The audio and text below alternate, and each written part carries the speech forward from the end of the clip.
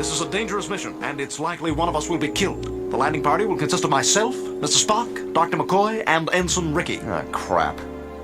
Hello everybody, this is Ensign Rickey, and welcome to part 2 of my 2-part review of Star Trek The Next Generation series opener, The Encounter at Farpoint. I ended my last video review on Act 5 of the episode. If you haven't seen the first part of this video, please go back and watch part 1 before heading into part 2. Thank you all for watching, and without further ado, let's jump right back into the story. Act 6. So, we start off with a nice shot of the Enterprise in orbit of Deneb-4. It is alongside the USS Hood, which is an Excelsior-class starship. The Hood eventually departs as the Enterprise stays in orbit. And then we head to the bridge as Picard enters from a turbolift. He asks Riker if he had relayed his message to the departing USS Hood. Riker replies yes. Bon voyage, mon ami. This line, albeit small, is one of the very few things mentioned that solidifies Picard's French heritage. This translates into, have a good trip, my friends. The scene then gets interrupted by Q as he appears on the main view screen to inform Picard and crew that time is running out, which leads us to another priceless Worf shoot and kill moment. Worf instantly pulls out a phaser and is ready to shoot Q on the view screen. Picard, seeing this, immediately tells Worf to stand down. He then asks Worf if he intends to blast a hole through the viewer. Q and Picard banter back and forth about the test. Q, growing impatient, gives Picard and crew 24 hours to complete the mission. Q then disappears. Worf apologizes for his action and vows to do better. Riker asks Picard what the next course of action is. Picard replies they go on as if Q never existed, and then he says, if we're going to be damned, let's be damned for what we really are. We get another nice shot of the Enterprise in orbit of Deneb-4 and a supplementary captain's log. And then we head into the Enterprise's ready room. Riker and Picard are discussing the situation of Deneb-4. Riker goes on to try and find an explanation on how the inhabitants built Farpoint Station. He continues to say the planet has an abundance of thermal energy.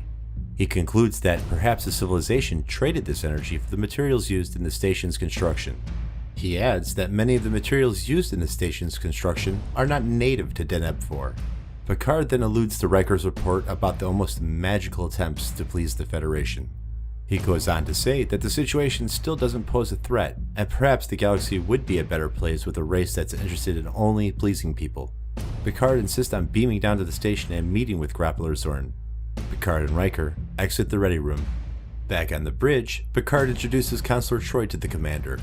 He mentions that she will be present during their meeting with Grappler Zorn. This has to be one of the most awkward meeting scenes in Star Trek ever. Upon seeing Riker, Troi instantly engages in telepathy with him, and he appears quite startled. She barrages him and asks him if he remembered what she last said when they last met. She then calls Riker Imzadi. Imzadi is a term for beloved in Beta Z. She then asks Riker if he can still sense her thoughts. Riker then swallows hard in response, indicating a resounding yes. This is just a poorly written scene altogether.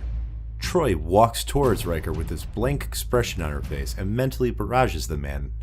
This altogether just looks creepy, like a scene from a bad horror movie. You almost half expect her to pull out a knife and stab the man.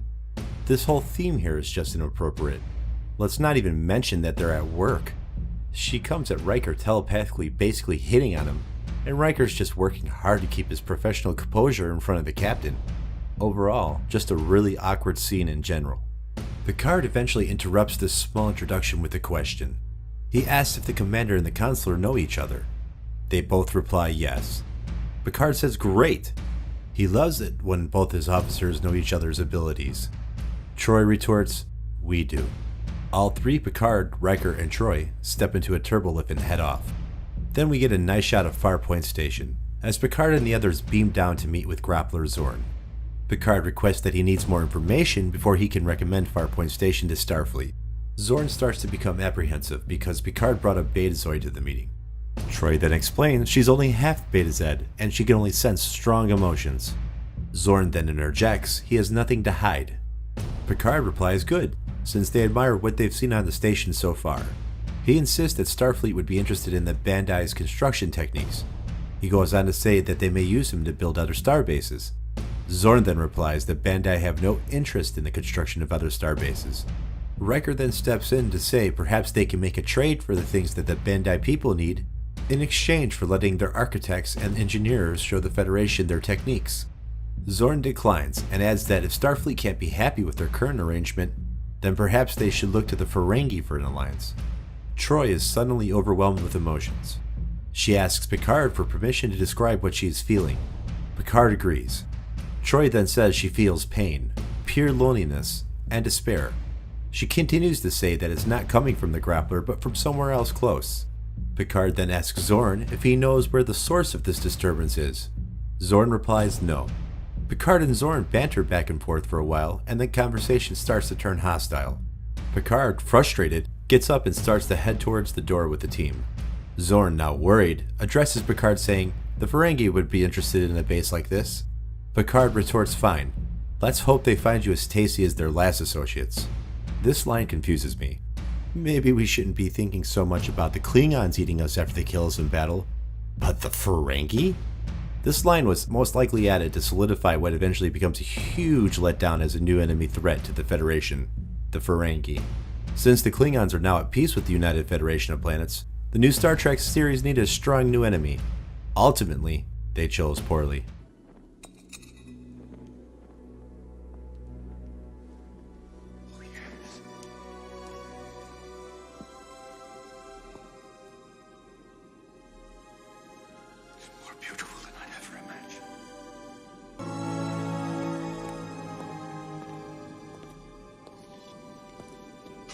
Certainly is the cup of the King of Kings.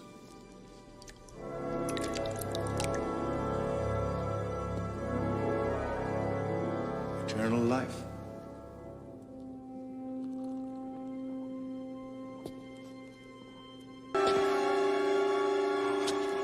What is happening to me?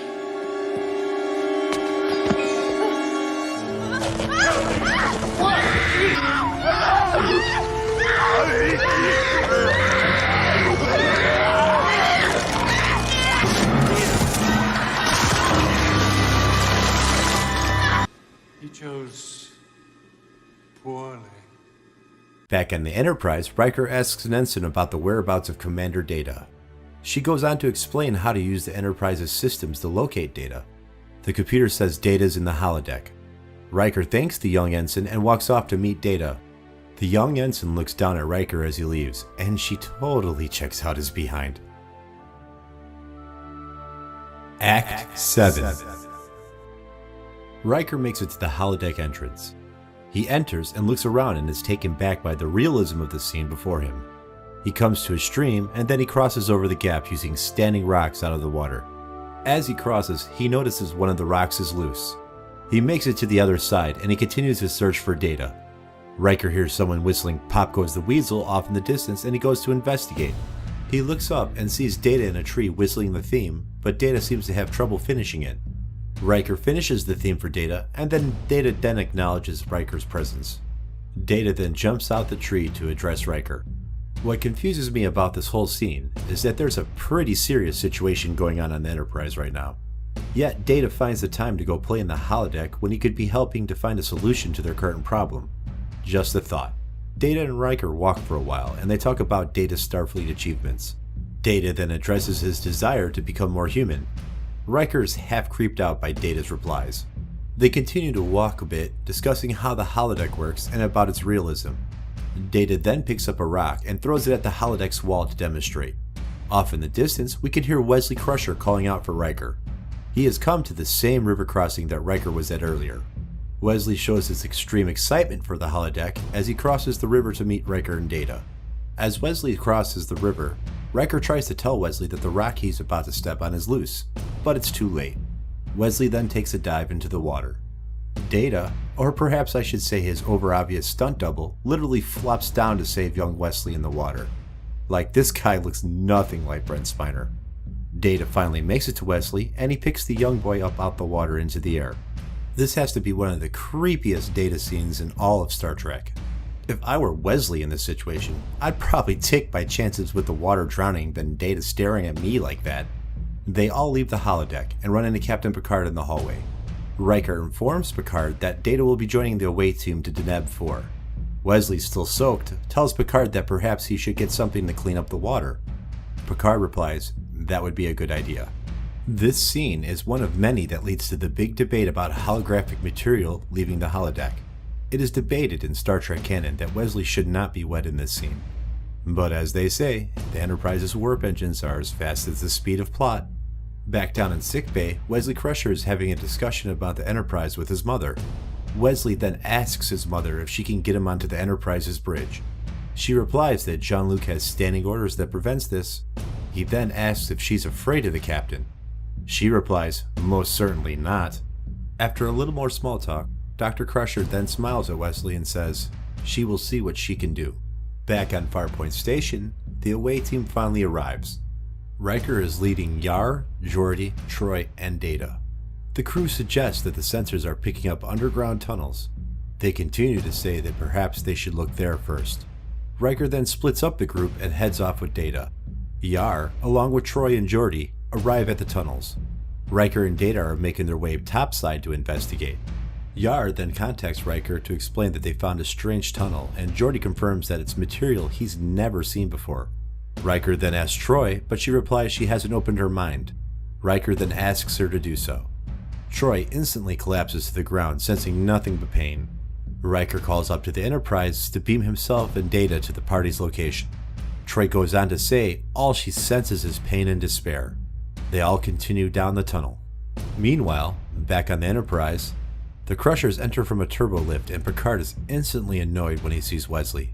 Dr. Crusher then steps out in front of Wesley and addresses Picard. She mentions to the captain that this is her son Wesley. Picard then lightens up a bit. He then offers for Wesley to step off the turbolift onto the bridge. Then Picard offers Wesley to sit in the captain's chair. Picard starts to explain a few of its workings, but Wesley starts to take over the conversation and Picard is unable to react to it. An alarm sounds and Wesley explains it's a perimeter alert. Picard, now irritated, dismisses both Crushers from the bridge. Worf confirms that it is indeed a perimeter alert, and Beverly steps back into the turbo lift with these parting words. As my son tried to tell you.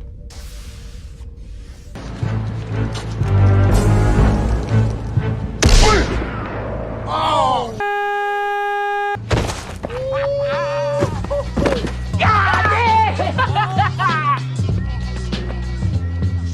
You got knocked the Score 1 for Beverly Crusher.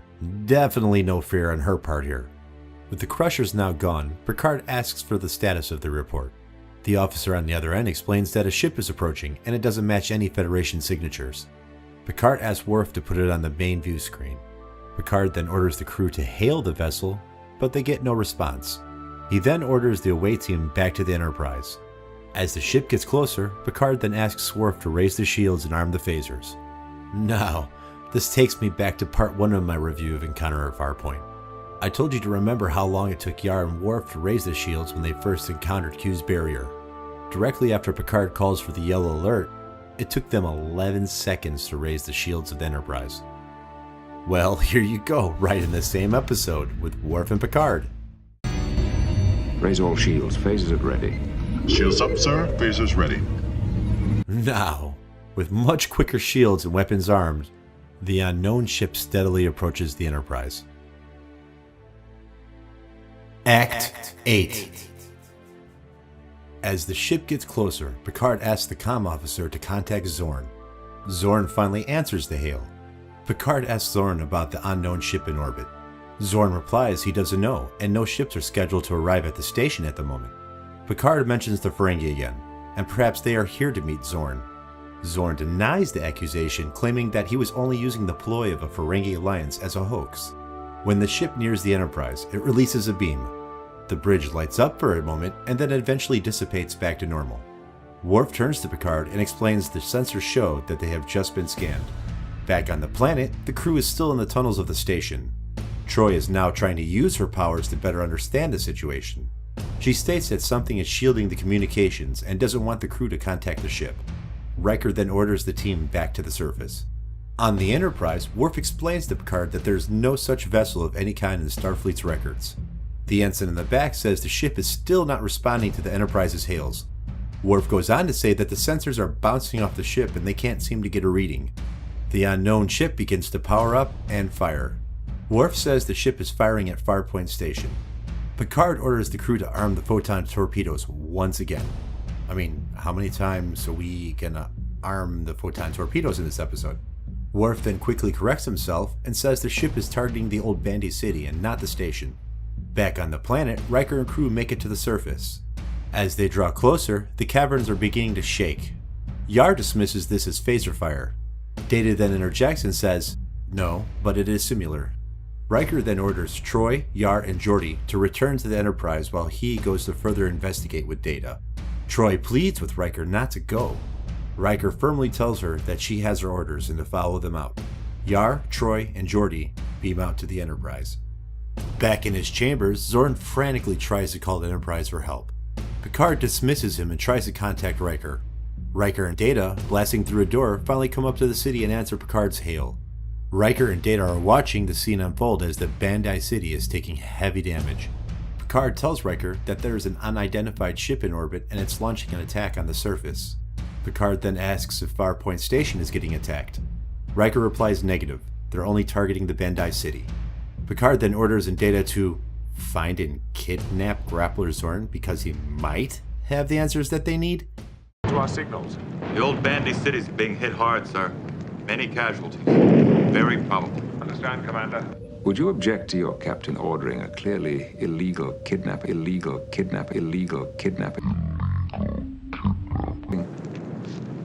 No objection, sir. Grappler Zorn may have the answers we need. Get him, bring him here. Aye, sir. Clearly illegal. In this scene, Picard gives a clearly illegal order. This is for all those Jean-Luc Picard purists out there. Picard is often considered the shining beacon of not only a Starfleet officer, but a captain. But here, definitely not.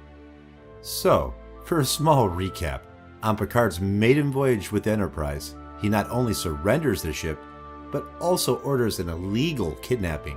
Picard even states that this is clearly illegal before he gives the order.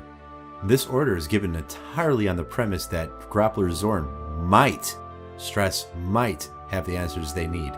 This is not very Starfleet if you ask me. Just a thought. Riker and Data accept the order and run off to search for Zorn. Back on the Enterprise, Picard asks Troy if firing on the ship to help the Bandai would violate the Prime Directive. Troy replies no, they should be fine helping the Bandai people from this attack. Picard turns to Yar and orders her to lock phasers on the ship. Then from out of nowhere, there is a flash and Q once again appears on the bridge. Act 9. Q, now on the bridge, goes on to say that the humans are displaying the same typical behavior and they can't even follow their own rules. Picard tries to order Q off the bridge. Q dismisses the order and replies, "Interesting order about the phasers." Yar says the phasers are ready. Q begins to goad Picard to shoot the ship. Picard retorts that this was a routine safety precaution. Q now says the answer is obvious, that the meaning of the vessel is pain, and if the humans were truly civilized, shouldn't they be attending to the casualties on the surface? Picard calls down to sickbay to ask if Dr. Crusher is listening to the conversation. She replies that both sickbay and the medical teams are ready. Picard and Q banter on. Q keeps dumping all sorts of dirt on the human race. Worf then states the ship is firing on the surface again. Picard then orders the crew to position the Enterprise between the ship and the planet, and put the shields at maximum in order to protect the Bandai City.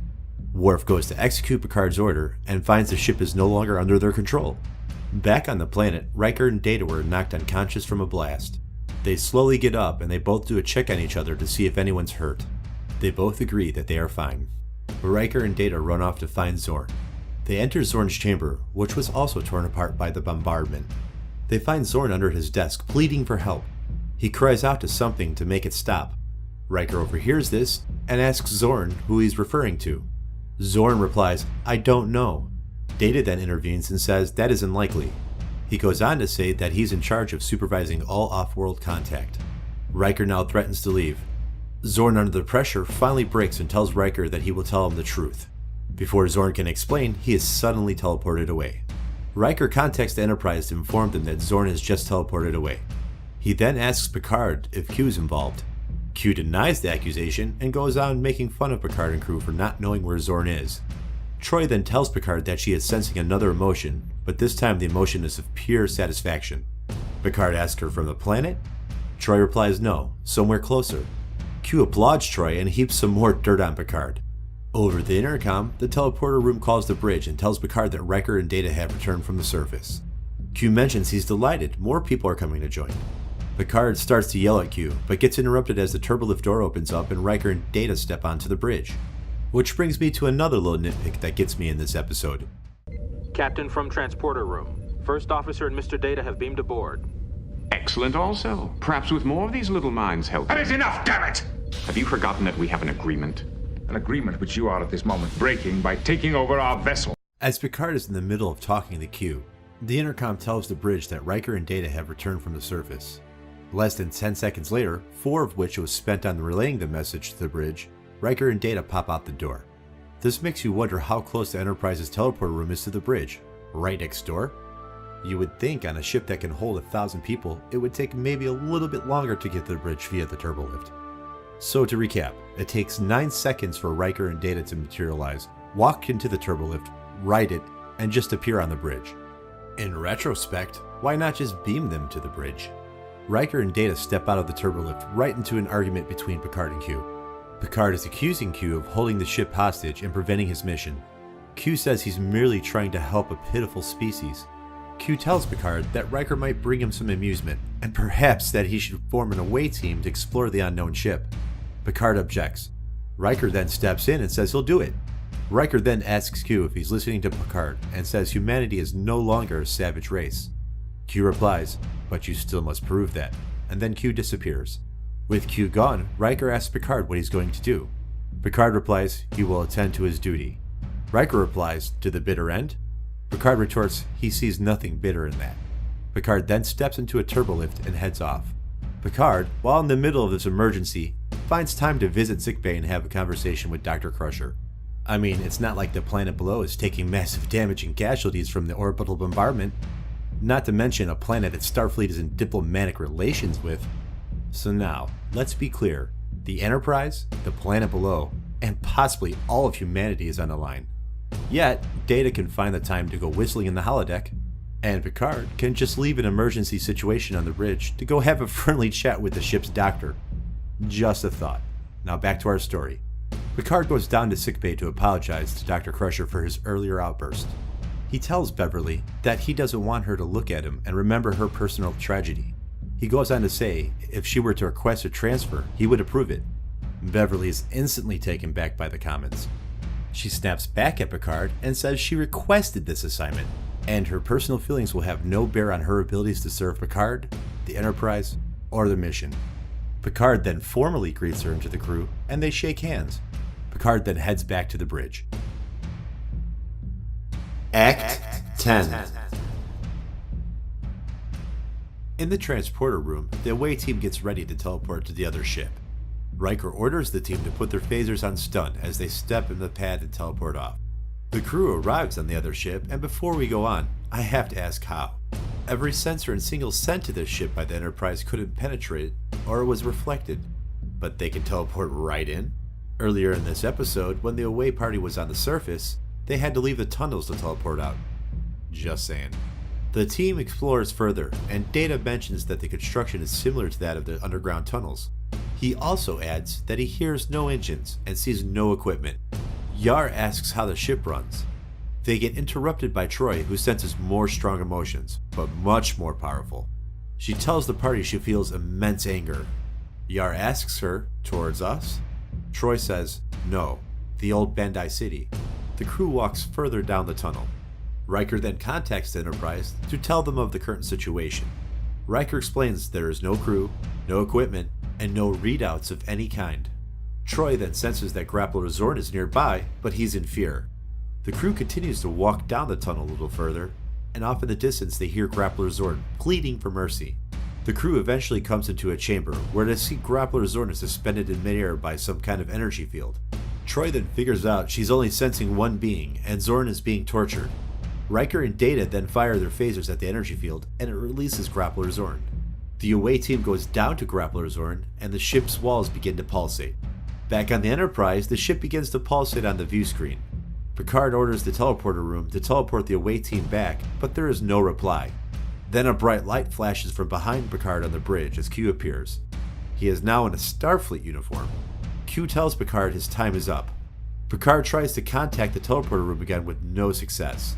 Picard then tells Q that he's got people over there and for Q to stop. Q sits down in the captain's chair.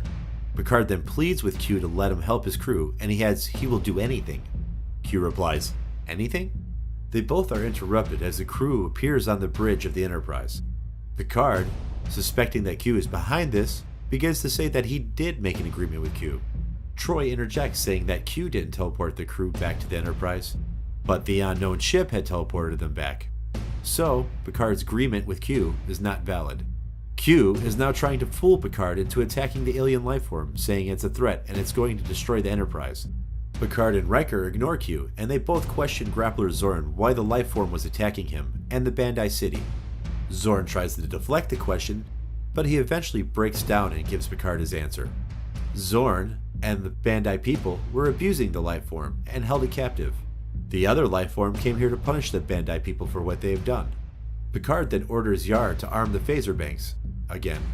And then we get what is probably the worst dialogue spoken by Riker ever. Hell, I might even go and say this is probably one of the worst lines written in the Star Trek period. It has to be conceivable that somewhere in this galaxy there could exist creatures able to convert energy into matter. Whoa. Now what? I don't know. Philosophize with them. All we are is dust in the wind, dude. Dust. Wind. Dude. Bill. What? Strange things are afoot at the Circle K. Picard confirms this absolutely horrible dialogue, and then the whole crew watches on the view screen as the lifeform begins to change. The lifeform eventually turns into some sort of space squid. Picard asks Zorn if this is the type of creature that they captured and held captive. Zorn, who is now instantly terrified, pleads with Picard to warn his people on the surface. Picard pays no attention to him and orders Yar to fire on Farpoint Station. No love for the Bandai people there. The Enterprise's beam fires down on the station. We get a burst of light as the station disappears and another lifeform emerges. The lifeform takes its original shape and starts to float up into space to meet its mate. With both lifeforms now together, we get a nice shot of some tentacle porn. Counselor Troy is now smiling. She says she is now sensing great satisfaction and gratitude. She says it's coming from both lifeforms.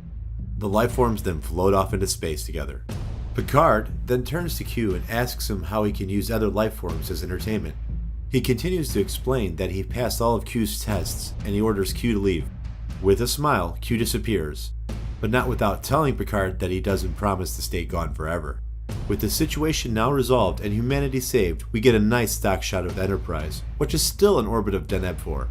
Picard explains they corrected the problem at Farpoint Station to Starfleet's liking. We get a nice shot of the bridge and the whole crew together. Riker tells Picard that he hopes all their missions aren't like this. Picard replies no, but some of them might be more interesting. Picard then says, let's see what's out there. And then finally, engage. With that, the Enterprise fires up its warp engines and takes off onto the next adventure. Memory Alpha Facts and Trivia. Now it's time for Memory Alpha Facts and Trivia. This is a rather long episode, so let's dive right into it. In a memo, Robert Justman wrote a note to Gene Roddenberry about the Crusher family and their relation to Picard. In this memo, Justman ended the document with the departure of Beverly Crusher. This was to happen at the end of the premiere episode. In the memo, Crusher is to say bye to Picard and leave him with Wesley, knowing that Picard would be a mentor and a surrogate father to Wesley. In an earlier draft of the script written by D.C. Fontana, which at the time was called Meeting at Farpoint, many changes were made to the story. Some of these changes were drastically different from what we see in the final product. Some of those changes were: Grappler Zorn was originally named Elzever. Jean-Luc Picard was originally named Julien Picard. The first officer was originally named Kyle Summers. he would leave the crew at Farpoint Station. Instead of an I, Riker was spelled with a Y. The security chief was originally Macha Hernandez, not Tasha Yar. Kyle Summers, the alleged first officer, was scheduled to take over command of a science vessel named the Starseeker at Farpoint Station. While in orbit of Farpoint Station, the crew members that transfer onto the Starseeker are Lieutenant William Riker, Lieutenant Commander Data, Dr. Beverly Crusher, and her 15-year-old daughter, Leslie Crusher. The Bandai were originally called the Anoi, and were ape-like creatures.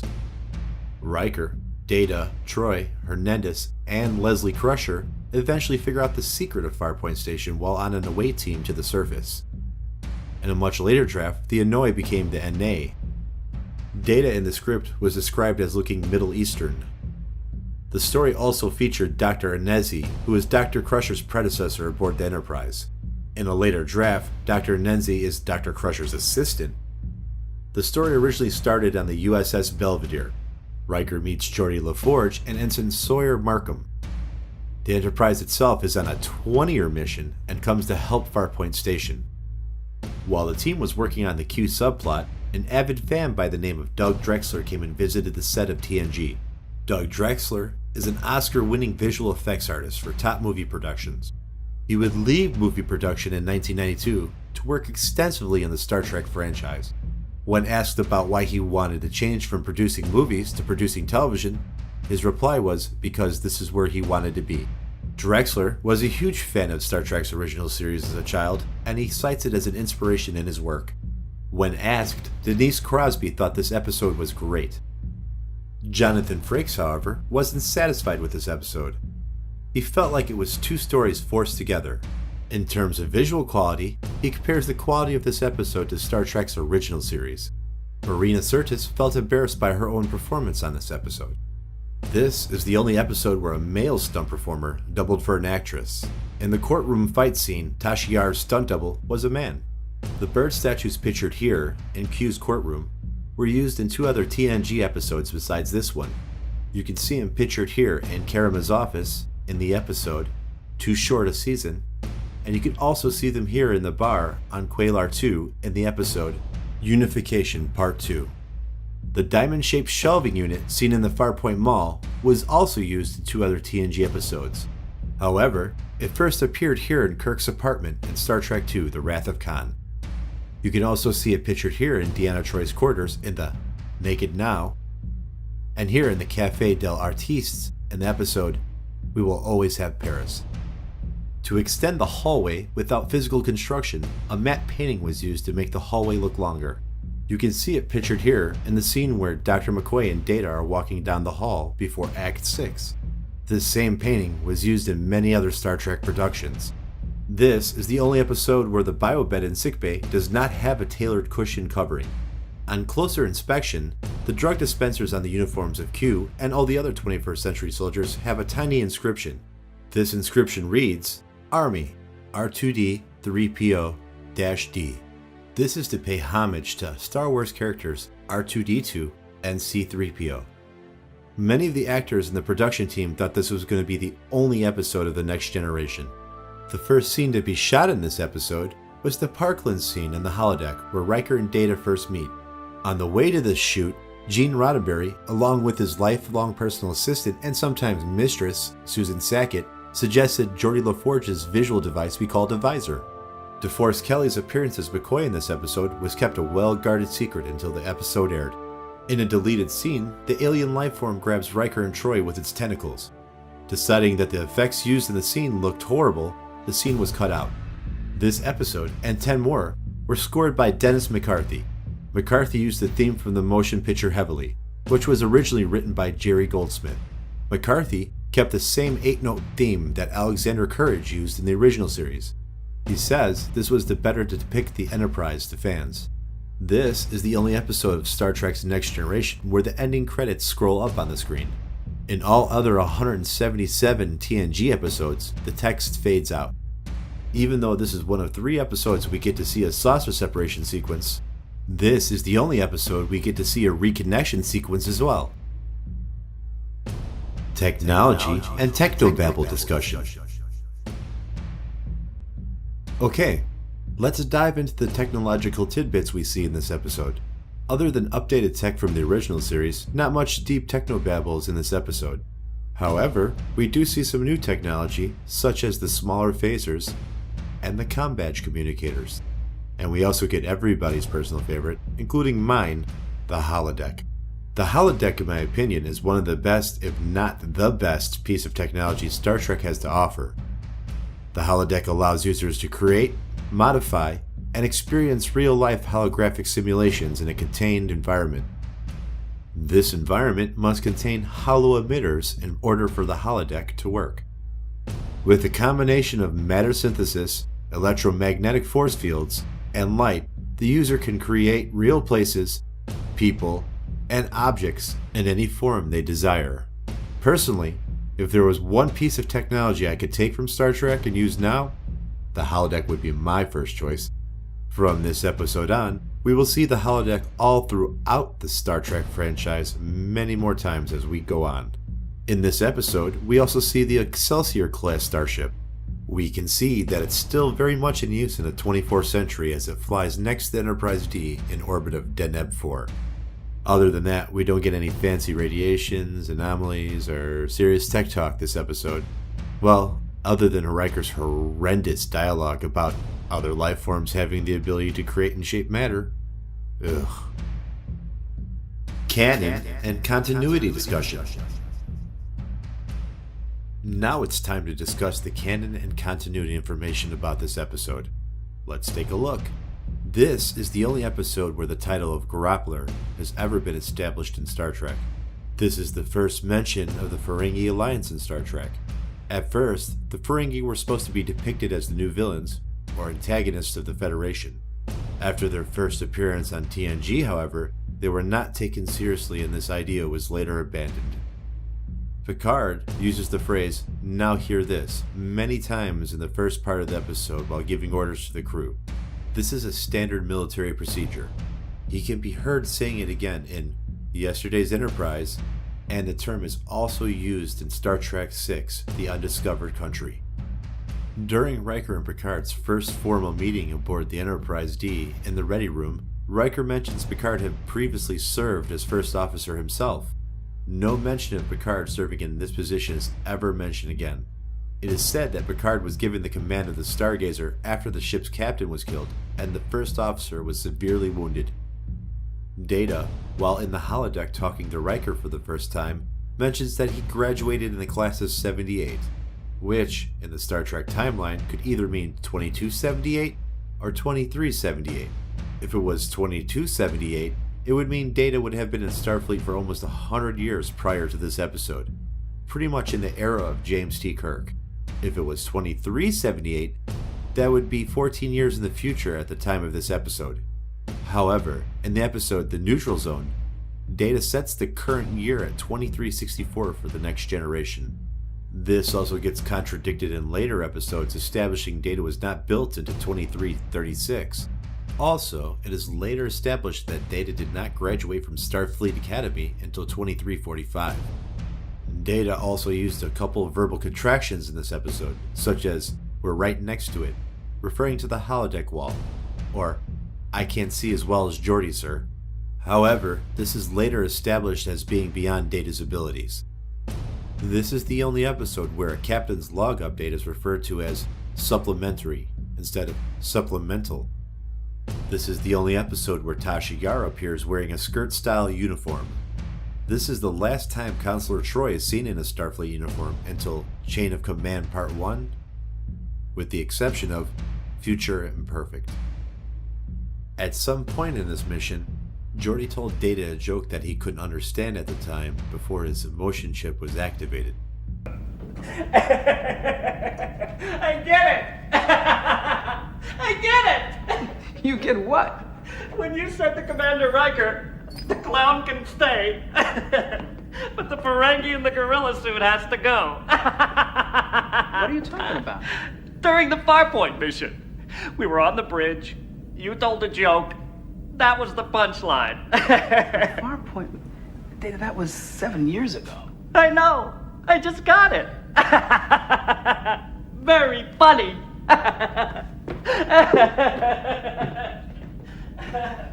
Picard addresses Q about his court as the one that agreed to kill all the lawyers.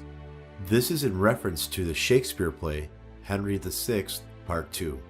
The 2360s comm badges as seen in this episode are used exclusively in Star Trek up into the Deep Space Nine episode, The Gem Hadar. Series running totals. Alright, now it's time to tally up the series running totals for this episode. I will be keeping track of this data from episode to episode as we go on. Let's go down the list. Okay, starting off with number 1. There are no red shirt deaths in this episode.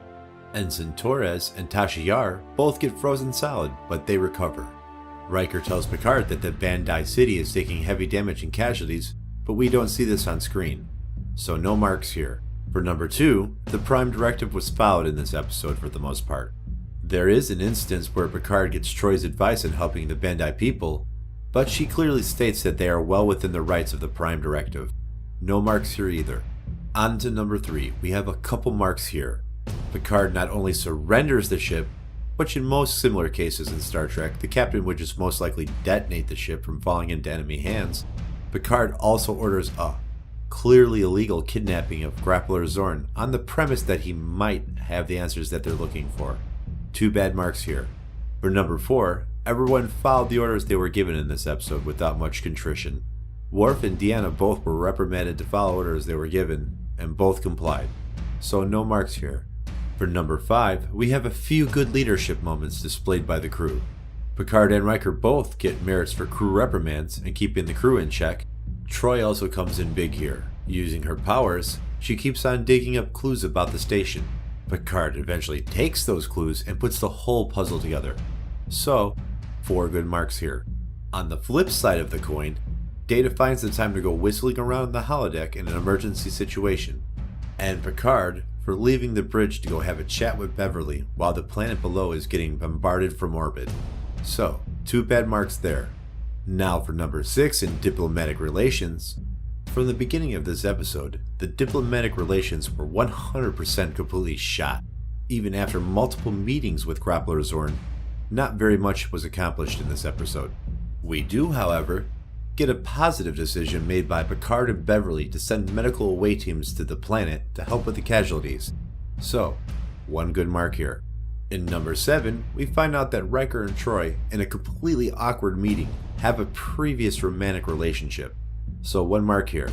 For number 8, in crew hobbies and activities, the crew was in high alert pretty much the whole episode, so there's not much here to attribute. However, we do see that Data likes whistling, but this only happens 1 more time in the episode Brothers. In that episode, Dr. Soon asks Data to whistle for him, so 1 mark here. In number 9, in out of character moments, Data's movement is completely more fluid in this episode compared to any other episode. We do see that Dr. Crusher has a little more attitude in the mall scene when she's talking to Riker, but Gates McFadden attributes this to the fact that she hadn't got a chance to ease into her character yet. Other than that, most of the other characters were pretty much devolved at this point. So, 2 marks here. For number 11, there was no over-the-top brilliant tactics that saved the ship or crew in this episode. So, no marks here either. In number 12, we find out that Riker was posted to the USS Hood, an Excelsior-class vessel that drops him off at Farpoint Station to join the Enterprise. So 1 mark here. For 13, 14, and 15, we have nothing in these categories this episode. So again, no marks here. For number 16 in catchphrases, we get our very first engage by Picard. This will go on to be a catchphrase that we will hear from him many, many more times to come, throughout all of TNG and its subsequent movies. So, 1 mark there. For number 17, Picard and crew save all of humanity by passing Q's test. So yeah, 1 mark here. And now for our final category, number 18 and crew personnel changes, we have nothing. The crew is assembled in this episode, so no marks here. My rating and personal thoughts. Alright, now it's time to rate the episode and give some of my parting thoughts. The IMDb rates this episode at 7 out of 10 stars. In its best of all Trek rating, it places this episode at 530 out of all 726 episodes of Star Trek. I could agree with IMDb's rating of 7 out of 10 stars for this episode. But as far as their best of all time category, I would probably put this in the top 100 episodes or so that define Star Trek. Overall, this is not a bad episode considering how bad some Star Trek episodes can get. Plus, this episode got nominated for a Hugo Award. In my honest opinion, I think this episode deserves better than 530 out of 726. So, I'm going to give this episode a TNG score of 7.5. However, for my overall Trek score, I'm going to give it a 7 out of 10. In my opinion, Encounter is a pretty good episode all around. Granted, the visual effects were from a pre-CGI era, but they did pretty well. But now when I watch the episode, it is really starting to look dated in its late 80s production style. But then again, Encounter at Farpoint still looks better when visually compared to something like Babylon 5. And Babylon 5 was produced many years later. In Babylon 5, you can literally see that they went to Home Depot to buy lawn chairs for some of the set props. Luckily, most of Star Trek looks great with its set design and visual effects. So, was this the greatest premiere episode to kick off a new Star Trek series? I think it was a decent series opener, and for that time, it was the best. But after watching all the other series openers, I would probably put this at third against all the other Star Trek premieres. Overall, this is a solid Star Trek episode all the way around, even though it's a little dated now being 30 years old. But this was also the episode that kicked off another 15 years of more amazing Star Trek that we have come to love and enjoy. What are your thoughts? Leave a comment and drop into the discussion below. The conclusion and shoutouts. And now, I would like to take a moment to give thanks and also give a shout out of support to other content creators I watch and support. Some of these content creators inspired me to make videos of my own. When you have the time, you should, look them up and watch their videos. And shoot a little love and support their way. First off, I seriously want to thank and give a shout out to the Anti-Trekker. I have been a follower of Anti-Trekker for quite some time now, and his live streams are often tons of fun. His super chat animations, which are produced by his son, the Scarved Insect, are very, very good.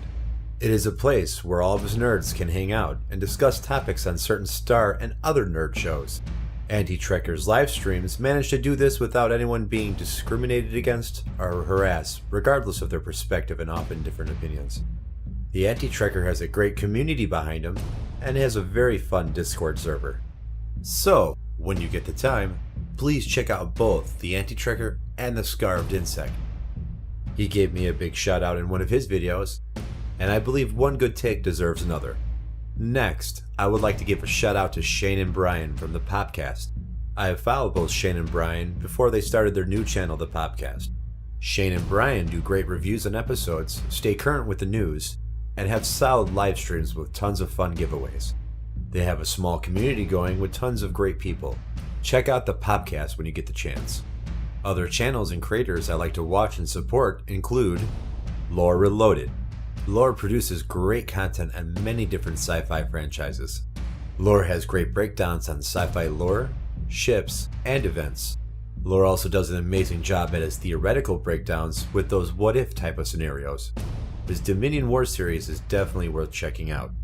So when you get a chance, definitely check out Lore Reloaded. Trek Yards. Captain Foley and Commander Cockings are undoubtedly one of the best resources on YouTube for ship breakdowns and many different sci-fi franchises. If it's a popular sci-fi ship, chances are Trek Yards has done it. Whether it's from their live streams, their episode reviews, or their top 10s, Trek Yards manages to keep a fair and balanced view. If you need a ship broken down, and you need it now, look no further than Trek Yards. James Hancock. I have been following Geeking with James Hancock for quite some time now. He does a great job at quick and straight to the point reviews. Anytime I watch an episode of something that James does a review for on Geeking, he is definitely the first place I go to. Not to mention, James reminds me of some of the guys I used to play Dungeons & Dragons with in the days of my youth. For great quick reviews, check out Geeking with James Hancock. Egotastic Fun Time. JP and Egotastic Fun Time definitely has its own special fun flair and flavor. JP is a great host and is overall amusing. I dig the way he makes his videos. and he delivers them in a very, very unique way. Lately, he mostly does reviews and news on the Orville, and what he would call space show discovery. His content is usually pretty funny as well as informative. For an egotastic fun time, check out JP and give him all your money. Nerdrotic. Gary and Nerdrotic is a great wealth of knowledge for all things nerdy. Gary does live episode reviews often after the episode airs.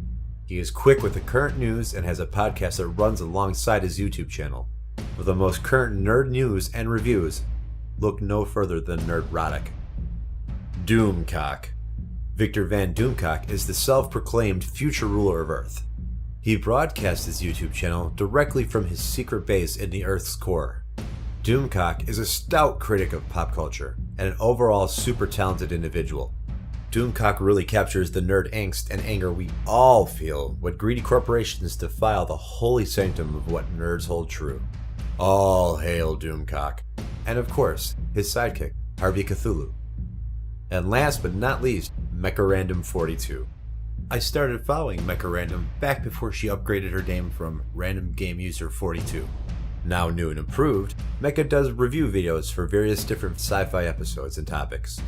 Mecha-Random also does live streams, video reviews, and reactions. I watch Mecha-Random because it's nice to have a female perspective on all the nerdy topics we discuss. Mecha always tries to make things fun, and you should check her out. Mecha-Random42. These are the creators I watch the most when I'm on YouTube. Keep in mind, there are many other creators out there worth watching and are producing amazing content. This is really hard work for everyone, and to some people, it's how they feed their families. Remember to like their videos and show them support for what they do. For instance, it takes me sometimes well over 2 weeks of my spare time to make a video review. It's a massive undertaking and takes a long time to do all the research, scripting, grabbing all the assets, recording, and then finally compiling everything into a video. With that being said, I will try my hardest to get the content out as fast as I can. I also would like to give a shout out to some of the great sci-fi podcasts I listen to. Here are some of the podcasts I like for Star Trek. First off, there's Trek FM and the Roddenberry Podcast Network. Trek FM is a collection of Star Trek related content and discussions. They have a podcast for every series and much more. My favorite podcasts in Trek FM are Mission Log and The Orb. Next, and probably my absolute favorite podcast, has to be The Greatest Generation and their sister production The Greatest Discovery. Adam and Ben are hilarious. They pick apart Trek episodes, review them, but give them their own personal spin. They already have reviewed all of TNG and are on DS9 right now. Their Discovery podcast just deals with Star Trek Discovery. Join Adam and Ben along with the friends of Shimoda and give them a listen. If you like DS9, then also consider checking out the DS9 podcast, Reopening the Wormhole. The Stovall brothers, along with many other guests, give a creative spin on DS9 episode reviews. With creative skits and some Jake Sisko raps, these guys are definitely worth checking out. There are quite a few more podcasts I listen to from other sci-fi franchises, and when I review those franchises, I will definitely mention them. So, this concludes part 2 of my 2-part review of Star Trek The Next Generation series premiere, Encounter at Farpoint. As always, I would like to say thank you, and also an extra thank you if you made it this far, because none of my videos are short by any means. Hit the like button and subscribe if you like what I do, and don't forget to drop into the discussion below. Stay tuned for my next video where I'll be reviewing my most favorite sci-fi show of all time, Star Trek Deep Space Nine. I will start the series off with an introduction video, an intro to DS9, and then finally into the series premiere episode, Emissary. I hope to see you all there. And once again, thank you, and I hope you enjoyed the show.